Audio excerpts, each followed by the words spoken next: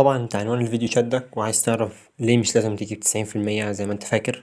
بس الفيديو ده هقولك ليه الثانوية العامة مش محور الكون زي ما انت فاكر. بص، انت كطالب ثانوية عامة فانت محطوط عليك ضغط من جميع النواحي، وغالبا زي اي حد في ثانوية عامة فانت حاطط في دماغك حاجة من تلاتة: يا تخش طب، يا هندسة، يا برمجة اللي هي حسابات ومعلومات. يعني من خبرات ناس قابلتهم وكلمتهم قدي واكبر مني وكمان شغالين حاليا وكده، كلهم اجمعوا ان حرفيا احنا مدين الثانوية العامة اكبر من حجمها، وان المجموع ده حرفيا بعدين ولا حاجة، بجد ولا حاجة، وخصوصا في الاوضاع اللي احنا فيها حاليا دلوقتي في مصر. بس خلينا نفكر كده، هو انت ليه اصلا عايز تجيب 90% او اكتر من 90%، او حتى عايز تجيب مجموع معين عشان تخش كلية معينة؟ هو انت غالبا بتعمل كده عشان عايز تفرح اهلك، او حتى توصل لحاجة انت بتحبها، او فاكر ان انت بتحبها، بس الله اعلم ممكن يكون المجتمع فرض عليك انك تحبها، زي الطب كده. كله دلوقتي بقى عايز يخش طب. بس الحقيقة المرة يعني ان حرفيا دلوقتي الموضوع مش زي ايام زمان. انا مش بقولك بقى روح افتح شركات بقى واعمل اللي محدش عمله وكده، بس على الاقل لو انت عايز مصلحتك في الحياة عموما حاول تسعى انك تعمل حاجة تانية جنب المدرسة او جنب الدراسة، يعني لان زي ما كله بيقول هو ده اللي هيفيدك. وانت لو سألت نفسك انت ليه عايز تجيب برضو نفس المجموع الكبير دوت، فهو عشان ترضي اهلك، عشان توصل لحاجة بتحبها زي ما احنا قلنا.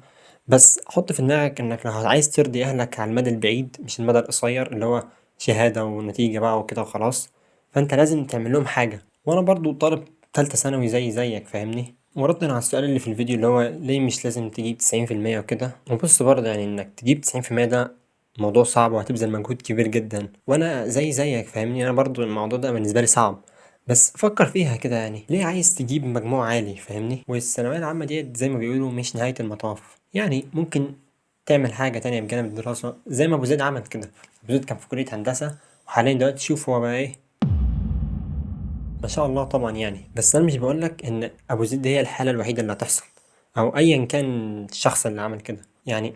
هل الثانوية العامة مهمة؟ مهمة، بس مش هي نهاية كل حاجة وهي بقى اللي هتحدد مستقبلك وكل حاجة كده. الكلام ده مات من 20 سنة. أنا ما بقولكش سيب الدراسة وروح بقى اعمل اي حاجة تانية او كده، بس اعقلها كده. انت لو عايز تبقى حاجة كبيرة مش لازم الدراسة تبقى الطريق الوحيد، ممكن تعمل طريق تاني من نفسك انت اللي تعمله، ده بيبقى اصعب يعني في العموم. فانا عامل لك الفيديو ده عشان بس تجهز نفسك لبعدين، اللي هو عادي لو جبت 90% ولا 70 ولا 80 عادي والله.